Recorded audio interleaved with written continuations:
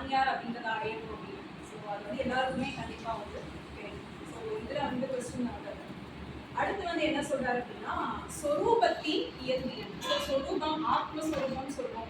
So அந்த சொரூபம் அதை நோக்கி தான் நம்ம பயணம் பண்றோம். ஸோ அந்த சொரூபத்தோட இயல்பு என்ன அப்படின்னா அது வந்து ஆத்மஸ்வரூபம் தான் அதோட இயல்பு. நம்மளோட உண்மையான இயல்பு என்னன்னா ஆத்மஸ்வரூபம். இது வந்து டெம்பரரி கிடையாது, எப்பயுமே வந்து நிலைத்து இருக்கக்கூடியது. ஈவன் எப்படின்னா இப்போ பப்பா ராமதாஸ்ன்னு சொல்லுவார். ஸோ யாரை பார்த்தாலும் எப்படின்னா அவருக்கு வந்து ராமராவே தெரிஞ்சாரு. அதே மாதிரி யோகி என்ன சொல்றாருன்னா எவ்ரிதிங் வந்து இஸ் மை ஃபாதர் அப்படின்னு சொன்னாரு. இவங்கெல்லாம் ஜஸ்ட் லைக் தட் சொல்லிட்டாங்க. ஆனா அதோட நுட்பமா நம்ம நுணுகி வந்து பார்த்தோம் அப்படின்னா அவங்க எல்லாமே சொன்னது வந்து இதுதான், அந்த ஆத்மஸ்வரூபம் எப்படிங்கிறத வந்து நம்ம தெரிஞ்சுக்கணும். இதுல வந்து இன்னொன்று என்னன்னா 3 டேர்ம் சொல்றாரு. அந்த ஜெகம், ஜீவன், ஈஸ்வரர்.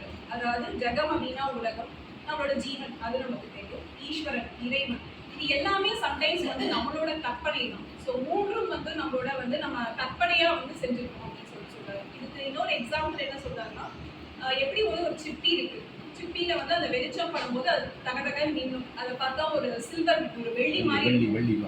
ஆனா நம்ம கிட்ட போய் பார்த்தா தெரியும் அது வந்து வெறும் சும்மா வந்து சிப்பி தான் அப்படின்னு சொல்லி தெரியும். ஸோ இதே மாதிரி நம்ம வந்து ஒரு உலகத்தை உருவாக்கிக்கிறோம். அது எல்லாமே நம்மளோட கற்பனை தான். ஆனால் ஃபைனலா போய் பார்த்தோம் அப்படின்னா இந்த இதெல்லாம் எதுவுமே கிடையாது, எல்லாமே ஒண்ணுதான் அப்படின்றத நம்மளால உணர முடியும்.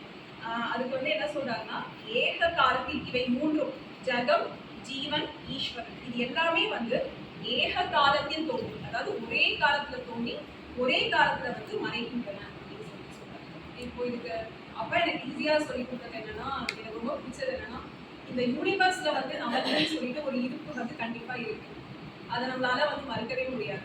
இப்போ நான் இருக்கேன்னா விக்னேஸ்வரி இருக்கேன்னா கண்டிப்பா வந்து நான் இருப்பேன். அதை சுத்தி நான் ஒரு உலகத்தை கிரியேட் பண்ணிக்கிறேன். எப்படின்னா அதுதான் ஆக்சுவலா ஃபேக்ட். இப்போ நான் வந்து என்னோட எண்ணத்தால ஒரு உலகத்தை என்னை சுத்தி கிரியேட் பண்ணிக்கிறேன். ஸோ நான் இருக்கிற வரைக்கும் அந்த உலகம் வந்து என்னை சுத்தி கண்டிப்பா இருக்கும். நான் எப்போ மறைகிறேனோ அப்ப என்னோட சேர்ந்து அந்த உலகமும் வந்து மறைஞ்சிருக்கேன்.